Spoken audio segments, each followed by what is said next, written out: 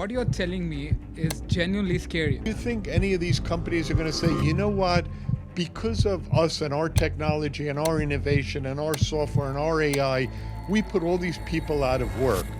We think you should tax us and take that tax and give it to the people we put out of work in forms of universal basic income. It'll never happen. Bruce Bachenheimer. The program was started by Bruce Bachenheimer. He is a clinical professor of management at Pace. Forbes once called him man of mystery. Teaching how AI changes entrepreneurship, he has been connecting innovation and impact for decades. Highly skilled people will not be able to find work. Because as a student myself, I think, what should I do now? What should a graduating student look into? How do you approach a company like as big as OpenAI, Microsoft, telling that I have this skill set that nobody else has, nobody else can do. Please hire me. Don't think of it as please hire me. Say, we're rolling? Okay. I'm going to start with your recent LinkedIn post. What did you mean by canary in a coal? What do you mean by that? How do you compare that to students who are just graduating in this new era of AI? Right. So I think a lot of people that commented and talked to me kind of misunderstood what I meant by the canary in the coal mine, or that students didn't know what that meant and were surprised when I told them. But the real point was AI is going to take over a lot of jobs. I mean, we've seen in the past, the internet or the data processing, whatever, everyone's been afraid of technology taking over jobs. Oftentimes it creates new jobs. What I'm afraid of is that AI is going to be so powerful and so pervasive that it's really going to take over a huge amount of jobs. And there will be people, highly skilled people, that will not be able to find work, and the impact that's going to have on society. What the canary in the coal mine means, and my students had no idea, was back when coal miners went into a mine, there was problems with buildup of methane gas and carbon dioxide and lack of oxygen, and miners would die.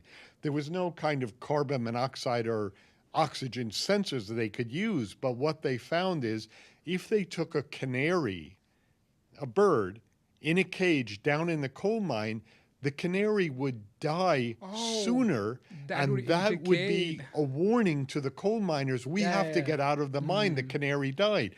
So my students were like, they didn't know what it meant, and they were shocked that people carried canaries and canaries died. But what I was saying is, all this is coming to huge swaths of people in the future, and I wonder how we're going to deal with it as a society, both in the US and globally. But the first impacts of AI taking jobs is going to be on recent college graduates. Why? Why do we need someone, even if they did very well in financial management, to go to Goldman Sachs or whoever to write a research report when AI could do that? So the students, the recent college graduates that aren't able to get a job, are going to be the canary in the coal mine. In other words, the early warning of how much impact AI is going to have on jobs in the US. And what are people going to do? The government's not just going to have universal basic income and give people money because AI replaced them. They're not going to tax the AI companies and say you have to pay a special tax so we could support these people. Don't you think that is the only way possible to give universal income to people? So I had one of the guests I had was Andrew Yang, who, ran for mayor and even for president, and he was a proponent of universal basic income. And that goes way back before him. Benjamin Franklin was a proponent of that. But if you think about it, who's shaping, even if that's a good thing to do, who's shaping government policy? We could see it's, big tech companies and all. Do you think any of these companies are going to say, you know what, because of us and our technology and our innovation and our software and our AI, we put all these people out of work. We think you should tax us and take that tax and give it to the people we put out of work in forms of universal basic income. It'll never happen in this country. It may happen in Scandinavian countries or some other countries to some degree, but I don't think it'll happen here. Like what you're telling me is genuinely scary because as a student myself, I think what should I do now? What should a Right. graduating student look into? Because AI is spreading so much, taking so many jobs. What should I do? So I feel for you, and that's the reason I shared it with my students. And I have a daughter who's a senior in college, and I have the same, fear for her. And in the past, people were told, just go into coding, learn coding. But we're seeing that's one of the first things being replaced. And I showed a meme, a cartoon, an image to students in the past with coders, and there was a sports analogy, VORP, value over replacement player. In sports, if, you're a star, you're getting a big paycheck, but someone, has a similar, batting average or, similar performance, and they'll do it for lower money, they'll replace you. Same thing with coders. So what should you do? What advice can I give you? people What like should I me tell do. my daughter? You have to add value. And there's only two ways to add value. You solve a problem that people want solved, or you provide a benefit that they want. So how can you do that as an individual? And you have to think of yourself as CEO of State Your Name Here. And one thing I go back to is the work of an author named Charles Handy. He was a British futurist, and back in the 80s, he predicted much of what we're seeing today. The delayering of middle management, multiple part-time jobs, the gig economy, et cetera. He didn't exactly see AI, but he saw the change in employment. And when his son was graduating college and asked his father, this is Charles Handy, who wrote a lot about the future of work, that was the title of one of his books, when he asked for career advice, he said to his son, look for customers and not bosses. And what does that mean? A boss is someone who you say, tell me what to do, I'll say yes, sir, or yes, ma'am, I'll do my best, and you give me a paycheck. What does he mean by look for customers? What kind of knowledge, skills, and ability do you have where you could add value by, again, solving problems or providing benefits that person wants? Yes, he may be hiring you as an employee, but he's not thinking of you as an employee and a boss. Tell me what to do, I'll do my best. He's like, I want something you have to offer. Is that your creative writing, your graphic design, your interpersonal skills, your ability to sell, your ability to lead a team? Whatever that is, that's what you have to figure out. So when you're looking for a job, you're not saying, tell me what to do and I'll do it. You're saying, here's what I bring to the table. And I could give examples that I give to my students. When we talk about predicting stuff, like where do you think the AI will be in the next 2 years?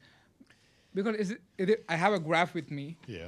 This shows the rise in the search term for AI agents. Right. First of all, what is AI agents and how will that affect people? Yeah.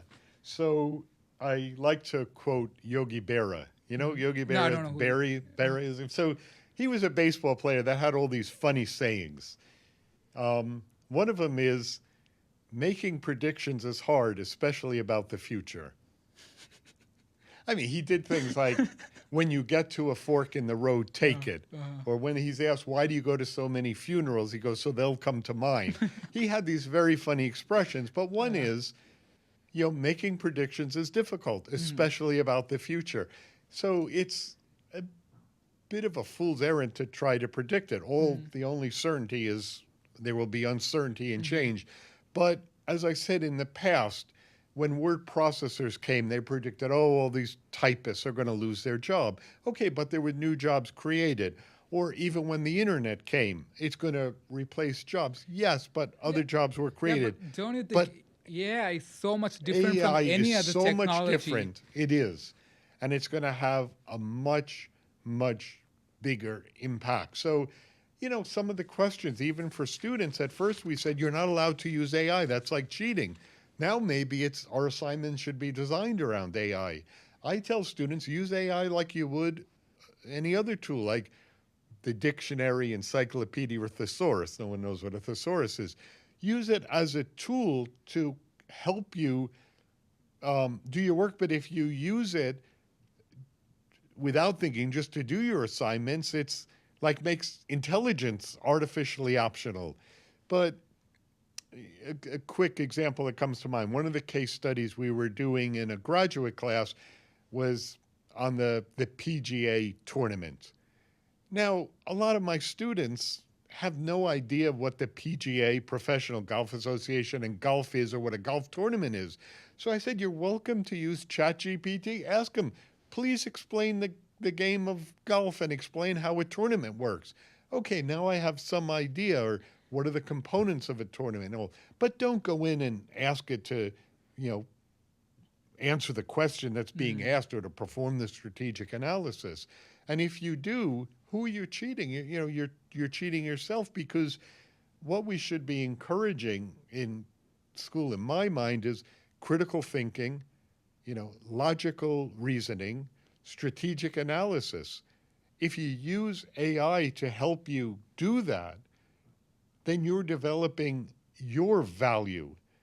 If you're using AI as a substitute for doing that, then you're cheating yourself, and you're not thinking. Yeah. And also, when it comes to how knowledge is acquired these days, do you even think students have to come to college to acquire knowledge?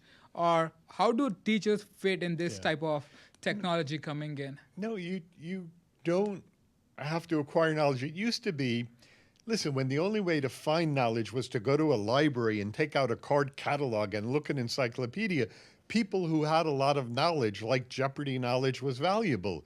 That knowledge is freely available to everyone. So it's not about acquiring and retaining facts and figures, if that's what you're calling knowledge. It's the ability, again, to do critical thinking, logical reasoning, strategic analysis, and do something with that information that adds value. But rote memorization is of no real value, because there's no need for it anymore. So do you think the present education system has to be changed? Yeah. The present education system is designed in the Industrial Revolution, where it was like machine processing. You have rows of students sitting at desks and a sage on the stage lecturing. That should be we talk about flipping the classroom. Let people, the homework, that was done at home, and the lecturing should be flipped. You figure out what you need to know, and then you use a mentor, a teacher, a professor, whatever you want to call it, to help you show that. So one of my areas was like entrepreneurship. I don't give them assignment like solve this. If you present a challenge and it's something they want to be able to solve, like creating a new business or something, then provide the tools to show them a path to discovery. But if you just give them an assignment like an SAT question, if 2 trains leave a station and whatever, what value is that? Yeah. And also, when it comes to how students feel, right now there's so many chatbots that students could just talk to and give, and those chatbots give you the experience where it feels like you're talking to a real person. Do you think even students will have the ability to feel for each other the way they used to? I hope so. But that's a different level of scary, because that's not, an economic issue like replacing a job. That's a societal issue. If we don't relate to each other and care about each other and think as a society, a culture, a group, then of course, mass shootings, social isolation, and depression is going to reach astronomical levels. How do we keep a control of this for our students at PACE, or what should we do as, not me, as people in power? Well, I don't know that we're people in power. So obviously there's things like, legislation. Can you control it? But again, and not to sound overly cynical, but who's dictating government policy? It's not think tanks and enlightened people that are figuring out what's best for society. It's campaign donors that, want to maximize their profit. And it's saying, oh, if you regulate any of this, all you're going to do is put us behind, the AI race with China. So just open up the floodgates, give us unlimited, ability to do whatever we want and zero liability. If someone talked to a chatbot that we created that told them they should create suicide, we want zero liability for that.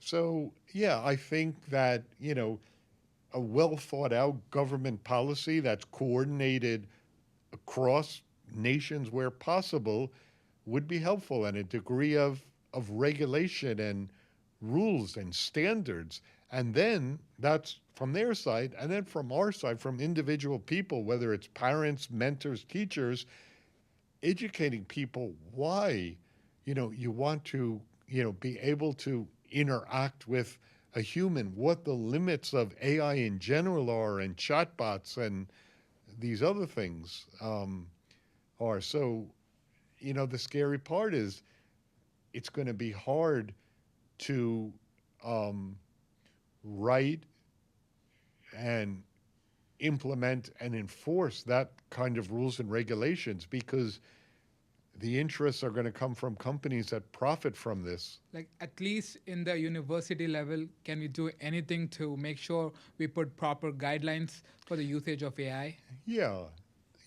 And when you ask like the role of the university, it's not to acquire knowledge, it's what to do with this, like not what to think, how to think. I mean, that sounds like a cliche, but what are we, really trying to teach people? It's to solve problems that don't exist yet. It's to think about things that, aren't easy. It's, to me, the basic thing, intelligence, like an artificial intelligence, really what intelligence comes down to is the ability to learn. Not how much you know, the ability to learn.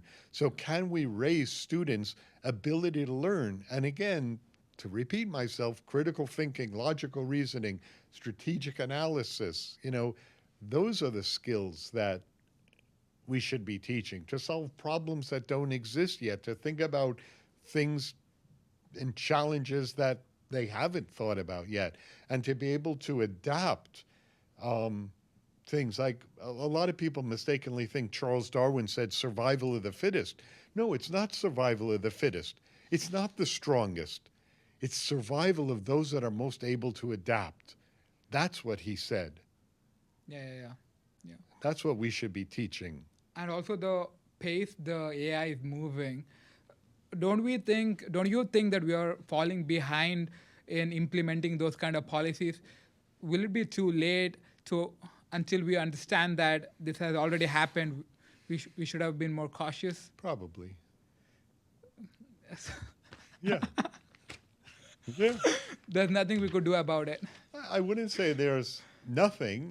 We could, the problem is we're in a globalized world. Countries have tried to isolate themselves by, making it difficult to, fire people and this and that. But we're in an interconnected, globalized world. You can't just be an island. Like, well, who's an island? Like North Korea. It's hard to live in terms of changing the education system. Oh, just the way you teach. Yeah, you can try to change that, and there's all kinds of changes going on in higher education in the U.S. today. There's about 5,000 colleges and universities. I would think 20% of them will be gone within 5 years. Yeah, because I took a course last semester called digital marketing, which had SEO in it, search engine optimization, which is not even useful for me right now because nobody's going to Google to search. Everybody's using just ChatGPT. So what if students are just wasting their time learning something that they're never going to use? Well, again, that's it. It's not learning a specific tool or something rote. You always have to keep in mind that bigger picture, the ability to learn or intelligence. And companies like you mentioned, Google, they They thought they never had to advertise. Google hadn't spent any money on advertising. And, there's this concept of like leapfrog technologies. Nobody was close to Google. And Google thought, it's hubris or the Icarus paradox. We're the best. We know better. And look what ChatGPT and AI is able to do to, the English term gazump or leapfrog a technology. And you don't see that. And that's, what Clay Christensen talked about, the innovator's dilemma. The customers are asking these companies, well, make it a little better, a little faster, add a few features. And they're like, well, what about investing in this, completely disruptive technology? Well, no, we want this. We want a few more features, and then most of that disruptive, innovative technology doesn't go anywhere. But when it does, there's big changes. Like Kodak, great example, hubris, we're the biggest, we're the best. Along comes digital photography, IBM, big iron, mainframe computers, along comes, other computing technologies, so many companies. And the same thing will happen, in many, many other industries and to many people. Yeah. And we have talked about the negative side effects of AI, but there are so many positive effects to individuals who want to achieve something or who want to get into entrepreneurship. How do you think entrepreneurs has to use AI, and what's the limit?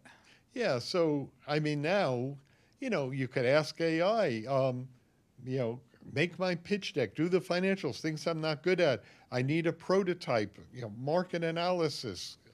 There's many things AI could do, but again, it's a tool, and we have to know how to use that tool, just as people, should know how to use, again, this is old stuff, a dictionary, an encyclopedia, the card catalog at a library, a thesaurus, all those were tools that people could use.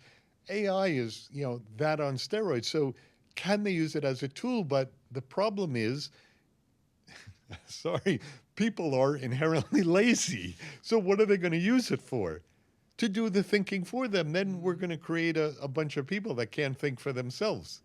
So again, AI could make intelligence artificially optional if you're just asking it to do that, as opposed to using it as a tool. And it's a very, very powerful tool.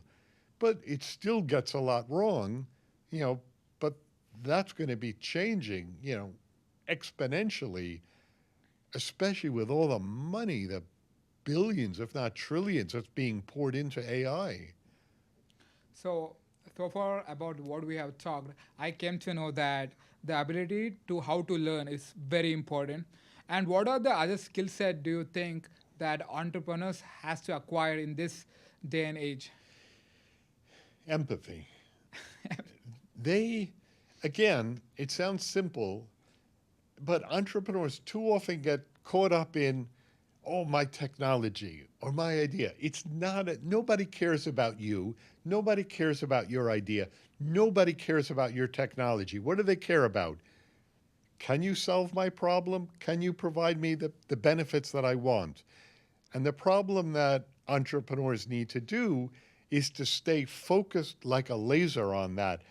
What problems am I solving for my customers, and what benefits am I providing them? And what that leads to is, who exactly is my customers? And a lot of people don't know, they just assume. So who exactly is my customer? What specifically is their problem or unmet need? And maybe the hardest thing to answer is, does my product or service actually solve that? Because of course you want to believe it does.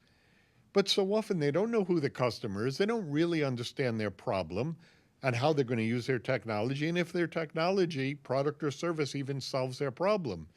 So what they have to do is figure that out. And how do you do that? That's something you can't go to AI and say, who is my customer? If you think your customer is college students, AI can tell you exactly how many college students there are, what everyone's major is, where they're located, what they're studying, etc. But the only way to know that is to be able to have some empathy and talk to them and understand them. And that's going to keep changing. And not to get hung up on your idea, your technology, your product or service, but to stay laser focused on the customer and being able to solve an ever-changing set of unmet needs and problems. Yeah. And I also want to touch towards the teacher side. Do you think how difficult will it be for teachers to, I don't know if this is the right word or not, survive? Because I think you have heard of Notebook LLM, which just revolutionized how learning process works. So, A couple things. I mean, my wise guy answer is, listen, people, as I said, are inherently lazy. Students aren't going to sit, and even if it's the best learning technology possible, I just came from class. I shouldn't say, like, half the people didn't show up. Half the people didn't take the first quiz. Almost half the people didn't hand in the first pass-fail assignment. Are they going to do that sitting in front of a computer? At least here, they're paying a fortune. They're coming to class. They have assignments. Someone's holding their hand. And one is, I think that's something students need, deadlines, right? So that's some value, is just creating a structure, deadlines, incentives, more than in the form of grades, that people need. So, that's one thing, because otherwise, yeah, you could go to MIT OpenCourseWare and all these other things for absolutely free and even get a certificate, but they're not doing it. Sometimes you need to be in that environment where you have assignments and deadlines and rewards and consequences is one thing. But the role of the teacher is going to get enormously more difficult. You used to be able to stand the sage on the stage, stand at the head of the classroom. Everyone listens to you, takes notes, because you were the oracle. yeah. Now, I don't know how to say this. Like, you have to be, part entertainer. What kind of attention span do people have to sit in a class for 3 hours? And it's not an entertainer like a stand-up comedian, but how do you grab their attention when they're used to, watching, short videos on, what do you call it, TikTok, and, micro blogging, and, 1, 2, 3 minute spans of attention, and how to write, like, forget about grammar. What's a noun, a verb, an adverb, an adjective, a dangling participle? Don't end your sentence with a preposition. What to capitalize? I mean, forget about that. Just how do you keep them engaged and motivated? Like, will this ratio increase, like the number of people coming to class when the GPT thing or the AI progresses? I think when they see the value of it, and universities and schools and teachers are going to have to get back to what value are we creating? Because it used to be the value was in the degree. Because if you had a college degree, that was a path to success. An MBA used to be called the golden passport, because with an MBA, particularly from one of the top tier schools, your career was set. Now it's, what have you done for me lately? I began my career as a trader on Wall Street. What have you done for me lately? It doesn't matter you made me 10 million last year. What are you doing now? Yeah. And I think students are going to see that. It used to be a career when you graduated was a bit of an escalator ride. You knew, when you would make assistant manager, assistant vice president, regional manager. And if you didn't have specific skills that were needed, the company might train you on them or provide the technology or send you back to get a master's degree or something. Now, that whole world, it's not an escalator anymore. It's maybe an elevator, without a floor, and a ceiling. All right, so there's no ceiling. You could reach all new heights, but there's also no floor of security. Yeah. So who's going to do well in that? Well, if universities can provide the tools and the knowledge and the skills and the abilities to be able to survive in that world, students will come, and when they see whole swaths of people, unemployed, Yeah. it'll matter. And when I used to be asked to talk about this in other settings, I don't know how it'll translate without the pictures. I would put up an image of one of Woody Allen's films. It was about the future, called Sleeper. He wakes up in the future, and these people are sitting around, sharing great thoughts and holding the orb and going into the orgasmatron. And the idea was that our society advanced so much that now people could just sit around and write poetry and do art and think great thoughts. And they weren't, in the movie, very good at any of them. But in reality, again, the government is not going to say to OpenAI and other AI companies, you're making billions of dollars in profit. You're displacing millions of people that can't work. We're going to charge you an AI tax and distribute it in the form of universal basic income to people that you've disrupted. Hardworking, well-educated people that would have liked to have done this work that you replaced with AI. It'll never happen. And we were talking about gaining how to learn and using those kind of skills to impress. I don't know, like who if a student has some skills with him, who do he has to impress? Like, how do you approach a company like as big as OpenAI, Microsoft, telling that I have this skill set that nobody else has, nobody else can do. Please hire me. How to approach it? Like, consider a student. Like, I'm a student, Yeah. I have those skills. How can I go and approach it? Don't think of it as, please hire me. Say, would you be interested in procuring the skills I have to offer you? You could do that as an independent consultant. You could do that by setting up a company and, charging them. Or you could do it by receiving a salary from that company. But what it comes down to is what you started with. I have these skills, and it's not so much to impress people with them. It's about how do you communicate that these skills that I have would be of value to you, and it would be in your interest to buy my skills. In other words, don't look for bosses, look for customers of the skills that I have to solve problems and create benefits for you. And that's, even how I got my career at Pacer, my first job on Wall Street. I didn't know anything about trading. I was able to read, write, and speak Japanese, and the Bank of Tokyo hired me at Pace. I don't have a PhD and don't publish. They wanted to build their entrepreneurship program. That's something, I was able to do. So don't think, what do I want from them? Just think, what can I do for them? And how do you find those people? How do you communicate? Well, that's not ChatGPT or AI can help you identify industry sectors or companies that could be looking for your skill. But what does it come down to? How do you communicate? Like, as a person, again, empathy and, oral and written communication. Yeah, you could have AI write some letters, but is it really personalized enough to connect to what you have and what they need? And what happens when it comes time for, whether you call it an interview, a pitch, an elevator pitch, meeting at a conference, a chance meeting, on the street or at a networking event? How are you going to be able to communicate in, a concise and convincing manner? This is what I have. This is what I could do for you. Yeah.